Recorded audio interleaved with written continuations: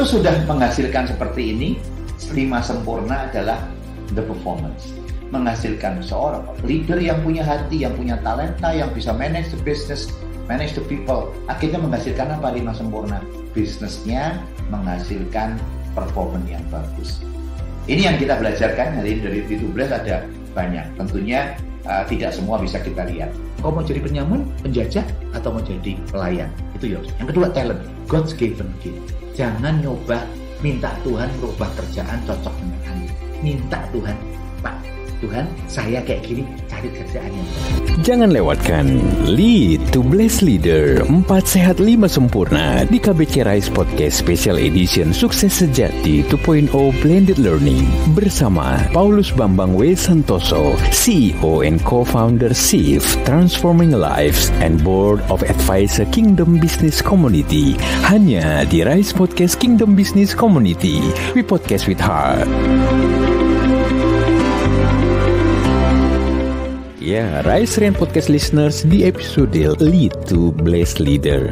Di kesempatan kali ini, salah satu yang akan menginspirasi Anda adalah bagaimana prinsip-prinsip Lead2Bless Leader dalam konteks 4 Sehat 5 Sempurna yang akan dibawakan oleh Paulus Bambang W. Santoso. Ini sebenarnya bukan hanya mengajak Anda untuk terbuka dengan hal-hal transformatif di bidang leadership Anda, tapi juga secara spesifik prinsip Lead2Bless Leader adalah nafas jiwa sekaligus sebagai sebuah manifestasi dari motivasi dan tujuan yang benar berdasarkan konsep, konteks, God Center, atau berpusatkan atau menjadikan leadership Anda, bisnis Anda, usaha Anda berpusatkan kepada Tuhan. Nilai-nilai filosofi dan juga karakteristik serta bagaimana mengaplikasikan 4 Sehat 5 Sempurna akan menjadi suatu pembahasan yang sangat menarik, eksplorasi yang sangat inspiratif. Jangan lewatkan dan simak serta dengarkan inspirasi Lead2Bless ini hingga usai. Tapi kami kembali mengajak Anda untuk subscribe YouTube channel Kingdom Business Community dan juga follow sosial media di @kbc.id dan juga audio streaming platform KBC Rise Podcast di Spotify, Google, Apple Podcast, Player FM, dan platform lainnya. Selamat menyaksikan dan mendengarkan inspirasi Lead2Bless Leader spesial untuk setiap Anda. Setelah kita build to bless company, tidak mungkin build to bless company itu jalan sendiri, karena itu adalah institusi. Nggak mungkin. Jadi yang mungkin adalah dipimpin oleh siapa, diawaki oleh siapa, di-manage, dikelola oleh siapa, diorganize oleh siapa. Ini yang paling penting. Karena nggak mungkin Lead2Bless itu jalan sendiri. Harus ada orang. Itu sebabnya siapa yang bisa memimpin perusahaan dari yang red menjadi yang green adalah seorang yang punya prinsip Lead2Bless Leader. Ini yang sangat penting. Lead2Bless Leader. Konsepnya jelas. Anda udah belajar. Saya cuma summary saja. Yang ini adalah ada 4 sehat, 5 sempurna. Yang pertama karakter, yang kedua talent, yang ketiga kita bicara managing the business, dan managing people.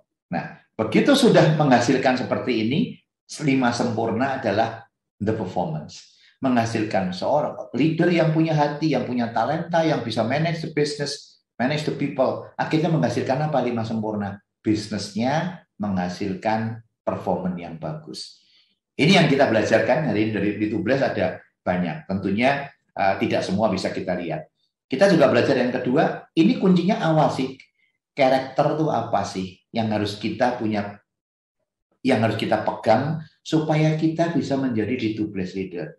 Konsepnya sederhana kok. Untuk jadi Lead2Bless Leader, Anda harus persif human resources Anda seperti apa. Kalau pegawai Anda pikirin sebagai resources, maka Anda akan berlaku sebagai penjajah, penyamun, pengawas. Tapi kalau Anda mikirkan anak buah Anda sebagai di tengah-tengah human resources, Anda akan berlaku sebagai petani, pengembala. Kalau Anda sebagai human, pengembala, pelayan, parent. Jadi ini tergantung kita kok. Anda perhatikan anak buah Anda perhatikan sopir. Kalau ibu-ibu, sopir pembantu di rumah. Kalau Anda jadikan dia resources, Wah, dari pagi sampai sore makanannya sederhana, bekas sisa-sisa Anda nggak pernah dikasih ini, dia gajinya kecil-kecil mau naikin 50.000 aja, Anda doa puasa 40 hari 40 malam, dan dia nggak bangga kerja sama Anda. Saya bisa lihat kok. Saya tanya pembantu Anda, saya tahu siapa Anda. Pergi ke restoran, kalau pembantu makanannya dimanapun restorannya, makanannya mesti nasi goreng plus es teh tawar. Saya bisa tahu kok siapa Anda. Tapi kalau Anda melakukan sama human akan lain. Semua pembantu akan human. Saya tanya apa sih menariknya? Waduh, saya diperlakukan enak. Saya kalau di rumah diperlakukan bukan hanya sebagai slave, tapi benar-benar saya servant, bukan slave tapi servant gitu kan ya. Saya adalah doulos gitu. Apa? Itu orang bisa merasa. Jadi itu yang pertama. Di kantor juga sama. Kalau Anda melakukan sebagai human, Anda akan berbeda dibandingkan Anda sebagai, ini basic sekali ini. Sebagai lead to blessed leader, apakah bawahan Anda human? Nah, tapi kan nggak gampang, Paulus. Betul. Makanya akan ada V-line ini. Satu, pertama biasanya kita mikirin kalau I-nya tinggi, ya, I-nya tinggi, U-nya rendah, ya, ini U di bawah, ya, I ini di sini, U-nya di bawah. Akibatnya apa? Anda merasa Anda itu penjajah. Anda merasa high, low. Ya karena apa? I tinggi, U Anda di bawah. I ini ya, low. Ya. Yang kedua, mulai I-nya udah turun, U-nya nambah. Ya, U itu yang horizontal ya, U yang horizontal, I yang vertikal. Ini akibatnya apa? Sudah mulai, udah berkata bukan high low, bukan penjajah, tapi penyamun. Atau I'm the boss. Ya apa-apa, I'm the boss loh. Kalau ada keputusan apapun, udahlah kamu kerjain aja. I'm the boss. Itu merasa high-nya masih Anda. I-nya masih tinggi, U-nya masih rendah. Makin lama makin bagus. I'm okay, you are okay. I'm okay, you are not okay. Ini udah mulai nih, I-nya udah mulai. Kalau apalagi udah berkata, I'm okay, you are okay. I-nya di sini, I-nya sudah mulai turun. Ya, U-nya sudah mulai tinggi. Nih ya, U-nya sudah tinggi nih di sini. Yang ya, di tengah-tengah ini, begitu Anda petani, udah mulai I sama U di tengah. Kalau petani kan harus kerjasama antara saya dan kamu. Dengan mempelajari, karena saya senang di IPB itu saya belajar banyak mengenai tanaman, pertanian. Saya ngerti kalau Tuhan bicara soal apa anggur dipotong, itu di apa-apa yang di cut off, di pruning sama di cut off, dipangkas, saya ngerti betul. Karena saya sekolah di sana. Memikirkan sama saya food technology, ngerti kalau kami ragi, salt, garam fungsinya apa, saya ngerti, saya sekolah betul-betul 4 tahun untuk belajar itu. Di sini kalau kamu mau belajar tanaman ini sebagai petani, kamu ngerti I sama U-nya sudah, I-nya nggak boleh tinggi-tinggi, U-nya mulai juga rendah. Baru kita bicara kalau gembala, kamu sudah I-nya sudah rendah, U-nya tinggi. Kemudian kita bicara soal pelayan. Mulai lagi, ya U yang tinggi, I yang rendah. Yang berikutnya adalah ini ke arah U nih. Jadi U-nya ke arah tinggi, I-nya nggak bisa. Nah, ini adalah V-line, victory life factors. Ini Anda akan ngalamin masa-masa begini. Pastilah orang yang merasa dulunya pinter, dulunya sukses, biasanya begini. Makin lama akan berinteraksi dengan mempraktekkan lead to blessed leader, Anda makin turun. Biarlah dia yang makin besar. Aku makin kecil. Demikian juga kalau Anda talentanya nggak cocok, akal budinya Anda di sini nggak cocok dengan tuntutan pekerjaan, minta Tuhan bisa dirubah nggak? Bisa. Tapi lebih banyak jangan minta Tuhan dirubah, minta Tuhan tolong cocokin. Tuhan sudah giving us talent seperti ini. Tolong berikan pekerjaan yang cocok dengan yang you berikan kepada saya. Semua tokoh-tokoh Alkitab, Tuhan ngasih pekerjaan yang cocok dengan talentanya. Sebut Gideon, walaupun dia merasa kecil, itu karena dia takut, karena innernya. Tapi dia punya manajemen sistem yang bagus. Yusuf, dia bisa mikir, kekuatan Yusuf, manajemen sistem. Tuhan pakai dengan talentanya. Betul? Dengan Mesir, dengan 7 tahun. Jadi sekali lagi saya minta, kalau engkau ngerti talenta kamu, jangan minta Tuhan merubah bisnis for the sake of your talenta. Lebih baik Tuhan, talenta saya begini, temukan saya bisnis apa yang cocok.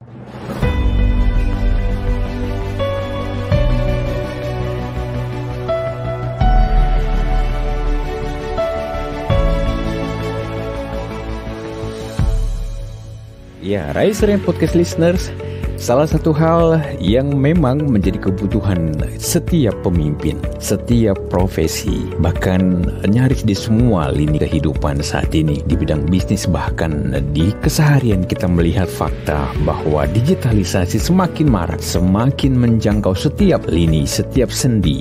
Bahkan kita mengetahui bahwa kemampuan atau kapasitas SDM di bidang digitalisasi bukanlah hal yang dapat diabaikan atau juga bukan hal yang dapat dihindari, tapi merupakan sebuah kebutuhan yang akan terus-menerus menjadi skala prioritas dalam bisnis, usaha maupun profesi, bahkan dalam organisasi dan dalam pelayanan di setiap aspek di marketplace. Dibutuhkan sebuah keberanian, sebuah kemauan untuk open, untuk terbuka terhadap transformasi digital, mulai dari hal-hal yang mengadopsi atau melakukan upaya-upaya inovatif, ya, upaya-upaya yang bisa menyelaraskan bagaimana seorang pemimpin bisa menjadi berkat, bisa menjadi saluran perubahan demi perubahan dengan baik, salah satunya melalui digitalisasi di era disrupsi, di era di mana banyak terobosan-terobosan baru di dunia teknologi dan digitalisasi.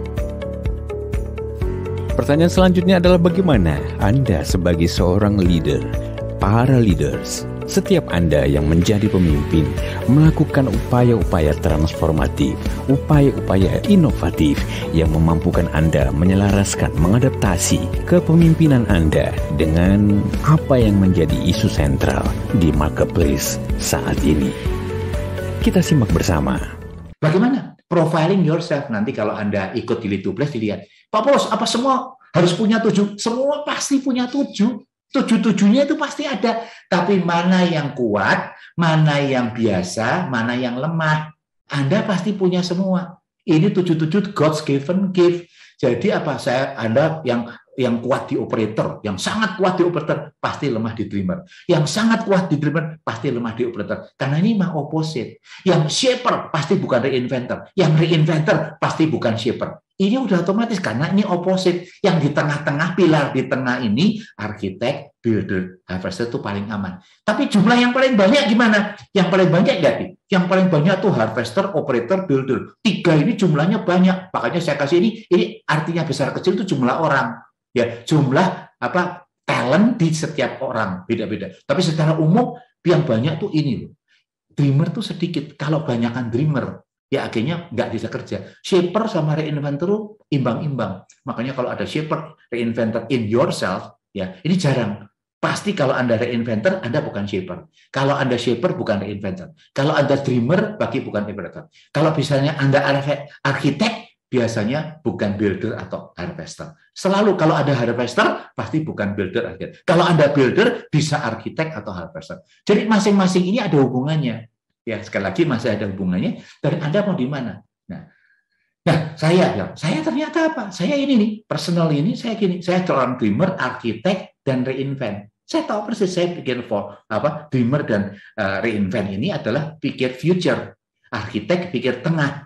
Nah, saya bukan builder, saya bukan shaper. Ini karena short term, ya, itu medium. Tapi jelas yang saya enggak operator. Kenapa saya bukan operator? Saya dreamer kuat kok. Saya strong dreamer. 90% nilainya lebih. Ya pasti saya enggak operator. Ya kan? Saya reinventor strong, ya kan? Saya reinventor strong, gitu kan? Pasti bukan shaper. Gitu. Ya harvester karena saya betul arsitek, maka nggak mungkin. Saya arsitek lebih builder nggak gitu. Jadi ini adalah bagian saya udah nerima. Jadi kalau saya disuruh pimpin pabrik gitu ya, yang waktu itu saya mau pindah kerjaan, disuruh pimpin auto 2000 yang Toyota, pasti saya nggak mau ya, cuman gitu. Di keuangan, ke lembaga keuangan, banyak zaman dulu ya ini, banyak prison-prisonnya, banyak pagar-pagarnya, saya nggak bisa. Saya orang kreatif, saya nggak mau di bidang keuangan, di bidang manufacturing. Saya ditawarin jadi presiden direktur manufacturing pada waktu itu tahun 99 oleh salah satu atasan. Saya bilang saya nggak cocok. Percuma Anda tawarin saya presiden direktur manufacturing, nggak cocok. Value-nya bukan cocok. Saya bukan tipe orang yang operator, orang yang builder, orang yang shaper. Ini manufacturing saya nggak cocok. Nanti saya nggak akan maju. I know myself. Makanya waktu saya ditawarin jadi sistem analis di IT, Saya ya oke nggak? Saya oke. Ya ini beberapa oke. Tapi saya bisa bagus nggak? Bagus. Karena Tuhan kasih saya otak pinter. Jadi saya belajar walaupun saya IPB, saya nggak mau kalah sama orang waktu masuk di Astra sebagai IDW, nggak mau kalah sama orang yang lulusan computer engineering dari luar negeri, computer science, nggak mau kalah sama orang teknik elektro. Saya belajar keras. Karena saya belajar keras, saya bisa ngimbangin. Tapi saya tahu, saya nanti in the future nggak bisa compete sama orang yang by education dan by talent cocok untuk jadi programmer, sistem analis di IT di belakang meja. Saya bisa, sekarang ini saya bagus. Makanya pumpung saya bagus, saya pindah. Ditawarin jadi HR manager. Wah, ini lebih cocok karena saya suka sama orang. Tapi setelah sampai VP, saya tahu persis HR beda dengan ini. HR itu harus mau jadi operator. HR itu nggak perlu ngimpi yang tinggi-tinggi. HR itu harus mau harvester. Ini cocok sama kita. Tapi shaper-nya jangan sering-sering shaper. Saya masih lumayan kuning, ya kuning.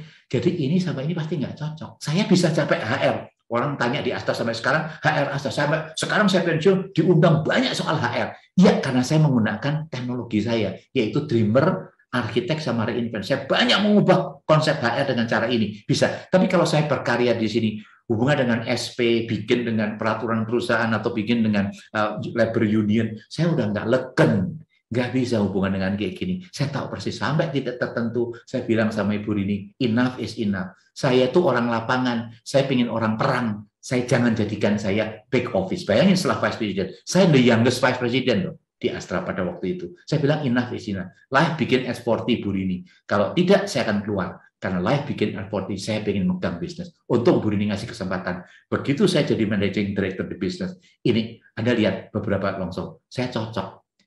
Infra, ini cocok. Makanya infra di bawah saya berkembang pesat. Mining di UT di bawah saya berkembang pesat. MD berkembang. Tapi khususnya infra yang cocok banget dengan saya. Akibatnya infra berkembang dari 1-2 toll road jadi 6 toll road, dari 7 toll road, 8 toll road sekarang. Karena saya cocok. Jadi kembali, I have to know. Waktu Anda lihat di tim Anda harus profile. Jangan semua di Dreamer, karena Dreamer ini hubungan dengan internal. Operator hubungan dengan eksternal, ya kan? Eksternal itu dengan customer, ini internal. Dreamer ini jangan hubungan dengan sini, ini cocok. Jadi semua harus punya, mana yang jadi dreamer, mana yang jadi operator.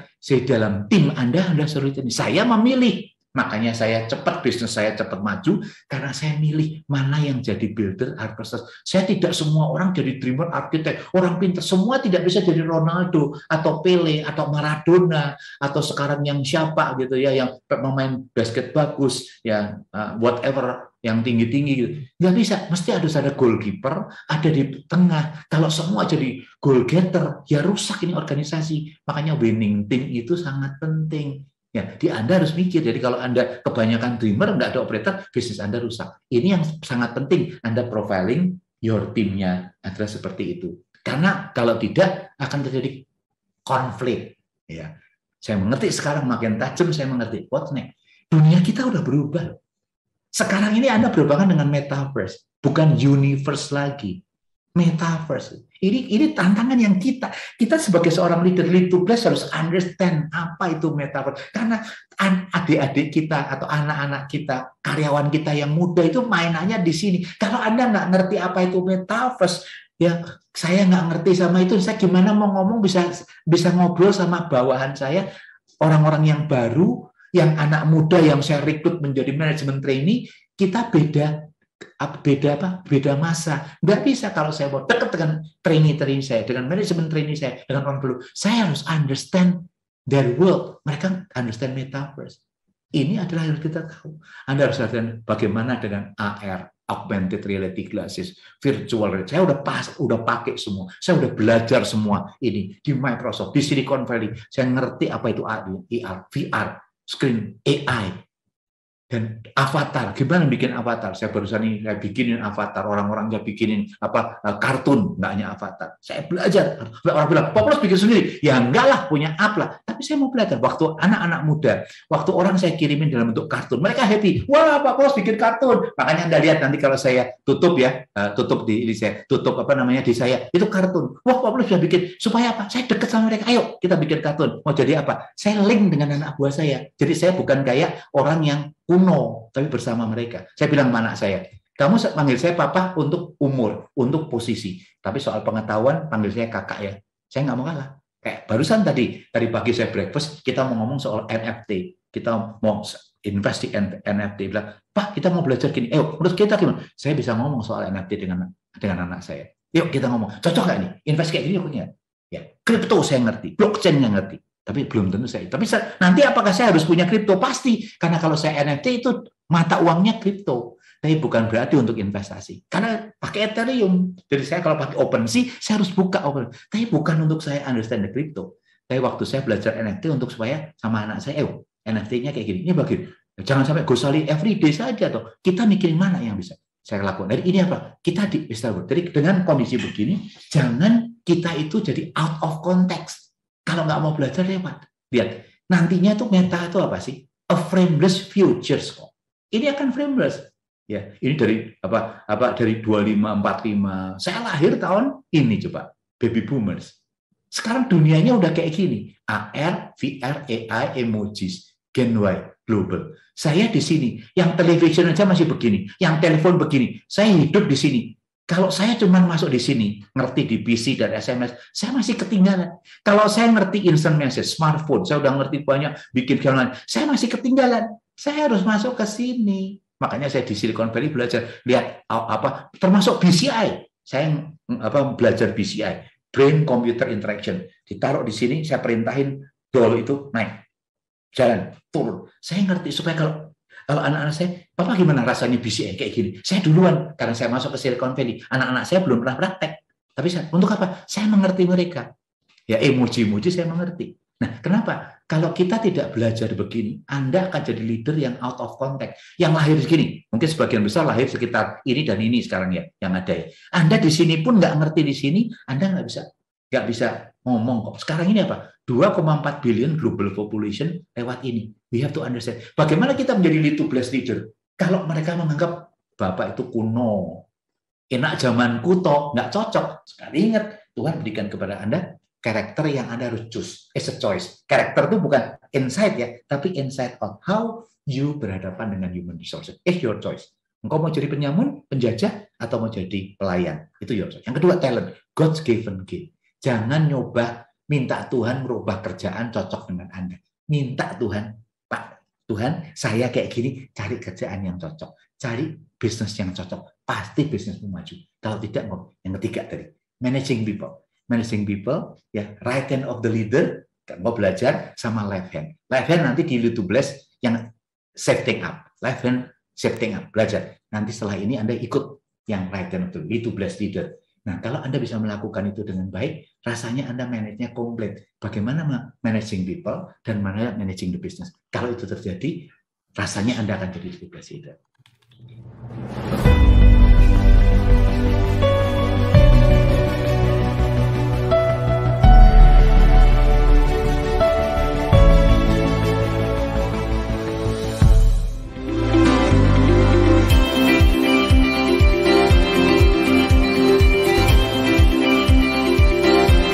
Rise and Podcast listeners, terima kasih Anda telah menyimak Rise Podcast Special Edition yang dipersembahkan oleh Kingdom Business Community. Harapan kami setiap episode Rise Podcast dapat menginspirasi Anda untuk terus mengalami transformasi dalam melakukan bisnis dan profesi Anda untuk tujuan yang mulia, membangun bisnis melalui manusia dan membangun manusia melalui bisnis. Kami mengajak setiap Anda dan perusahaan Anda untuk bergabung bersama kami dalam komunitas Kingdom Business Community. Secara bersama, kita bisa bertumbuh, berkembang, dan sukses, serta dapat berkolaborasi dalam gerakan kepedulian kepada sesama untuk Indonesia yang lebih baik. Untuk dapat bergabung, silahkan kunjungi website Kingdom Business Community di www.kbc.or.id atau hubungi Sekretariat Nasional KBC di 0817 131 257. Sekali lagi, www.kbc.or.id.